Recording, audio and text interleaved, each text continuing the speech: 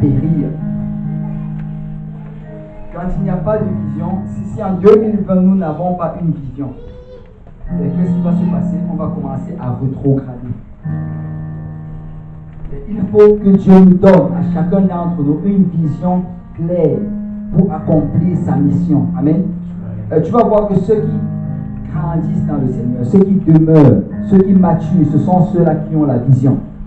Ce sont ceux-là qui savent que cette année, je dois faire quelque chose. Dieu m'appelle à faire quelque chose. Il veut m'utiliser dans ceci. Il veut que je fasse. C'est réellement la vision qui va nous garder. Si tu t'assois juste dans les bancs de l'église, en attendant le retour du Seigneur, tu vas le manquer. Tu vas le manquer. Il nous a demandé de nous occuper jusqu'à son retour. Parce que si on ne s'occupe pas, ultimement, nous allons commencer à regarder en arrière et à regarder dans le monde. Vous savez, Lot, en fait, quand tu regardes dans la parole de Dieu, Lot qui était le neveu d'Abraham,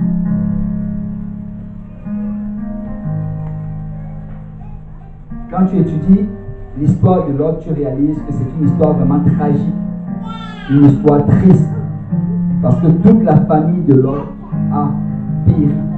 Toute sa famille a juste... Il n'y a rien de bon qui est sorti de Lot. Je ne vais pas le lire parce que là, on n'aurait pas le temps, mais je crois que beaucoup sont familiers avec ça. Lot, la Bible dit, quand il était avec Abraham, à un moment, Abraham lui demande, là, nous devons nous séparer. Choisis le lieu où tu veux partir. Si tu vas à gauche, j'irai à droite. Si tu vas à droite, j'irai à gauche. Et la Bible dit que Lot a levé les yeux. Il a regardé d'un côté. Et de ses yeux naturels, il a vu qu'il y avait de l'abondance matérielle dans telle direction. Il a décidé d'aller dans cette direction. Mais la direction qu'il a allée, c'était la direction de Sodome. En fait, c'est un problème de vision qui a mené Lot dans cette direction. Et il n'a pas regardé avec ses yeux spirituels, mais il a regardé avec ses yeux naturels. Et très souvent, c'est ça. On va regarder avec nos yeux naturels. Mais la Bible dit qu'on ne marche pas selon la vue, mais selon la foi. Amen. Et là même, alors qu'il s'est établi dans cet endroit, il n'était pas encore entré dans Sodome. La Bible dit que quand il a bâti ses tentes, il a bâti en direction de Sodome. C'est chaque matin quand il se levait, ce qu'il avait devant les yeux, c'était la ville de Sodome. Et chaque soir, avant de se coucher, la dernière chose qu'il voyait, c'était la ville de Sodome. Et ce n'est pas surprenant que finalement, il s'est retrouvé dans Sodome. Parce que si tu gardes tes yeux dans une direction, ben, ultimement, tu vas te retrouver à aller dans cette direction. Amen.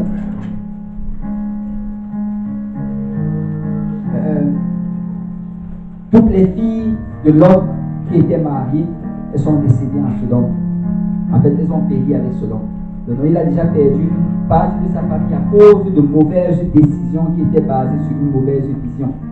Mais quand tu regardes encore, là maintenant, voilà Lot qui sort de Sodome, alors que le Seigneur s'apprête à détruire Sodome et Gomorrhe.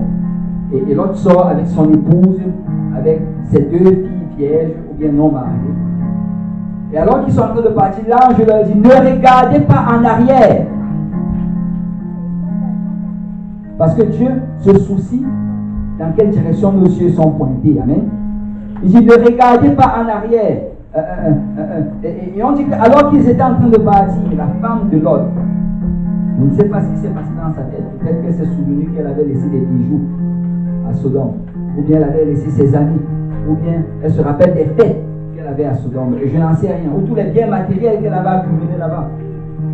Elle s'est tournée et elle a regardé. Et vous connaissez l'histoire. Elle était transformée en ce moment même là en statue de sel. Donc Lot a perdu ses filles. Il a perdu son épouse à cause d'un problème de vision. Et hier, quand j'étais en train d'étudier cela, le Seigneur m'a montré autre chose. Tu sais, la Bible dit qu'après cela, il est monté, il allait dans une caverne avec ses deux filles. Et alors qu'ils étaient là-bas, ces deux filles ont complété ce plan que nous sommes ici, nous n'avons pas de mari, mais nous voulons avoir une descendance pour notre famille. Et là, elles ont fait boire leur père. Et alors qu'il était ivre et que sa vision était trouble, Et on dit que la première a couché avec lui la première nuit et la deuxième la seconde nuit. Donc, ils ont commis l'inceste. Et quand tu regardes, en fait, la Bible utilise un mot, en fait. La Bible dit que elle vint et Lot ne s'aperçut pas que c'était ses filles. Et j'ai regardé la signification de ce mot s'apercevoir, et la racine de ce mot-là, c'est la vision, c'est la vue. Donc même ce soir-là, Lot a eu un problème de vue. Et à cause de cela, les Ammonites sont nés et les Moabites sont nés. Donc toute la famille de Lot a été détruite à cause de la vision. Alors je veux juste dire à quelqu'un ce matin, tu sais, c'est important dans quelle direction tes yeux regardent. C'est important l'état de tes yeux ce matin. Est-ce que ta vision est claire? Est-ce que tu es décidé que le but dans ta vie ce matin, c'est de faire l'œuvre du Seigneur? Est-ce que tu es décidé que la direction dans laquelle tu dois prendre ce matin, c'est celle-là que le Seigneur met devant toi? Est-ce que tu sais que Dieu t'appelle à faire quelque chose en 2020, à te rapprocher de lui, à être utilisé par lui? Est-ce que tu sais que Dieu a des plans pour ta vie en 2020? Parce que nous faisons beaucoup de plans pour nos affaires séculières, mais quels sont nos plans spirituels? Quelle est la vision de Dieu dans ta vie en 2020? On va prendre le temps de s'avancer, on va prier. Alléluia. On va prier que Dieu se révèle. Alléluia. Par une révélation, nous savons que Dieu nous donne la vision. Alléluia.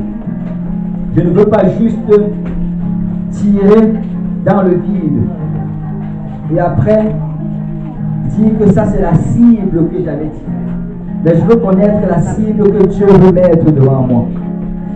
Et je veux viser dans cette cible-là et croire que Dieu va me permettre de l'atteindre. Alléluia. Si on peut prendre le temps de prier, si quelqu'un peut parler à Dieu, Seigneur, quelle est ta volonté dans ma vie pour 2020? Seigneur, quels sont tes plans? Alléluia. Seigneur, dans quelle dimension est-ce que tu veux m'utiliser? Dans quel ministère, Seigneur? Non pas juste dans ta maison, mais également à l'extérieur. Comment est-ce que je peux impacter les âmes? Comment est-ce que je peux être une influence à mon lieu de travail?